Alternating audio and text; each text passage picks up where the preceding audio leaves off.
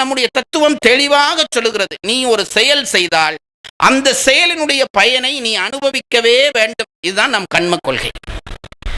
இதுல ரொம்ப நுட்பம் என்று சொல்லுகிறேன், தெரிந்து கொள்ளுங்கள். இது வாழ்க்கைக்கு தேவை என்றபடியால் சொல்லுகிறேன், தெரிந்து கொள்ளுங்கள்.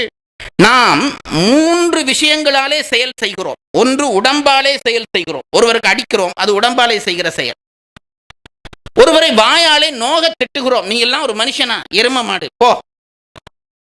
இப்போ இது செயலா இல்லையா? நான் பேசிய வார்த்தை செயலா இல்லையா? செயல்தான். ஏனென்றால் நான் அடிக்கிற பொழுது அவனுக்கு வலித்தது போல நான் சொல்லுகிற சொல் அவனை வலிக்க செய்கிறது. ஒரு குழந்தையை பார்த்து அம்மா இங்க வாம்மா என்று கூப்பிட்டவனே சந்தோஷமாக வருகிறது. இங்க வா என்றோட வருவதில்லை. அப்போ வார்த்தை சந்தோஷத்தையும் துன்பத்தையும் கொடுக்கிறது அல்லவா? ஆகவே வார்த்தையும் செயல்தான். 2 செயல் சொல்லிவிட்டேன். உடம்பாலே செய்வது, வார்த்தையாலே செய்வது. 3வது செயல் மனதினாலே செய்வது.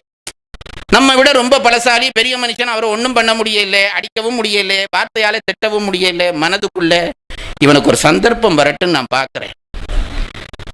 எல்லாருக்கும் அனுபவம் உண்டல்லவா?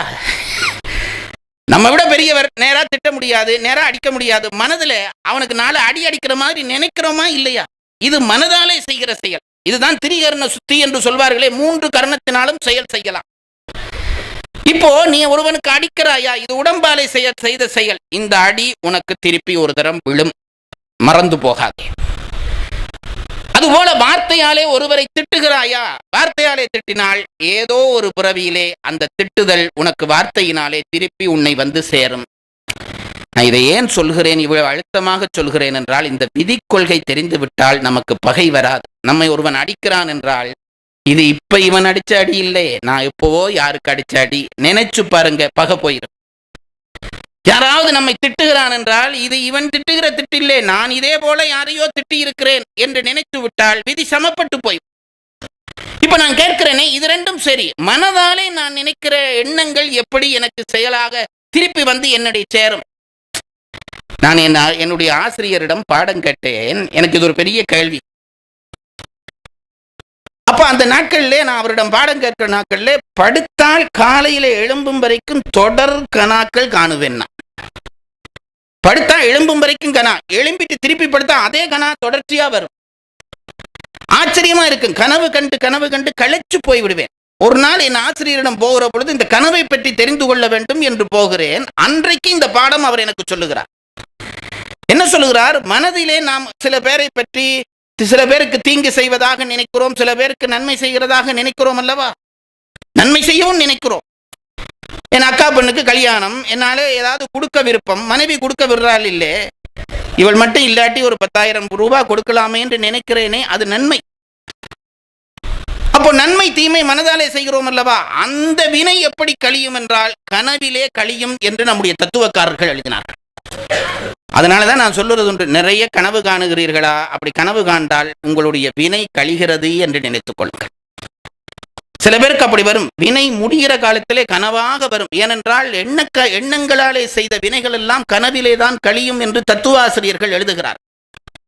அப்போ 3 வினையும் நம்மை சேர வேண்டும். இப்ப நான் ஒன்று கேட்கிறேனே, ஒருவனுக்கு அடித்தேன், எனக்கு அடி விழுகிறது. எப்ப விழும்? நான் இப்போ ஒருத்தனை கூப்பிட்டு என்னை விட ஒரு பலசாலிக்கு அடிக்கிறேன், அவன் உடனேயே அடிச்சுட்டான், வினை முடிஞ்சுது, பிரச்சனையே கிடையாது. ஆனால் எல்லா வினையும் உடனே விளைவது இல்லை. நான் அடிச்ச உடனே எனக்கு அடி விழாது. என்ன செய்கிறார்கள் நம்முடைய தத்துவக்காரர்கள்? என்ன சொல்கிறார்கள் என்றால், இதை வாழ்க்கைக்கு ரொம்ப முக்கியமான விஷயம் என்றபடியால் தான் இதை சொல்லுகிறேன், தெரிந்து கொள்ளுங்கள். இப்போ ஒருவருக்கு நான் தீமை செய்து விட்டேன். அதனுடைய பலன் எப்போ விளையும் என்றால், அது எப்போ விளையும் என்பது அந்த சந்தர்ப்பத்தை பொறுத்ததல்ல, அந்த வினையை பொறுத்தது என்றார்கள் நம் பெரியவர்கள்.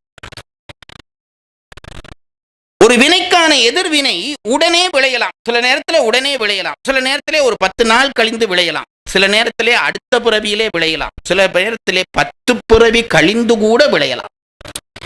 இந்த பிறவியிலே எனக்கு ஒரு அடி விழுகிறது என்று வையுங்கள், அது நேற்று செய்த வினைப்பயனாக இருக்க வேண்டுமாம் என்று அவசியம் இல்லை. 10 பிறவிக்கு முதல் நான் யாருக்கோ அடித்திருப்பேன், அந்த அடி இப்ப விழும்.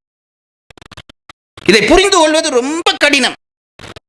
எப்படி இது சாத்தியம் என்று கேட்டால், அதற்கு தத்துவக்காரர்கள் என்ன சொல்வார்கள்? கொஞ்சம் கீரை விதை, ஒரு தேங்காய், 2யும் மண்ணுக்குள்ள போடுகிறோம். கீரை விதை அடுத்த நாளே முளைச்சு நிற்கும், தேங்காய் 25 நாளைக்கு பிறகு முளைக்கும். இப்ப பாருங்க, வினை பக்குவமும் அப்படித்தான். கீரை உடனே முளைக்கிறது போல சில வினைகள் உடனேயே பயன் தந்துவிடும். வேறு சில வினைகள் பல பிறவி கழிந்து நம்மை வந்து சேரும். ஆனால் ஒன்று நிச்சயம், நீ செய்த வினைக்கான ஒரு வினை உன்னை வந்து தொடாமல் விடாது. இதைத்தான்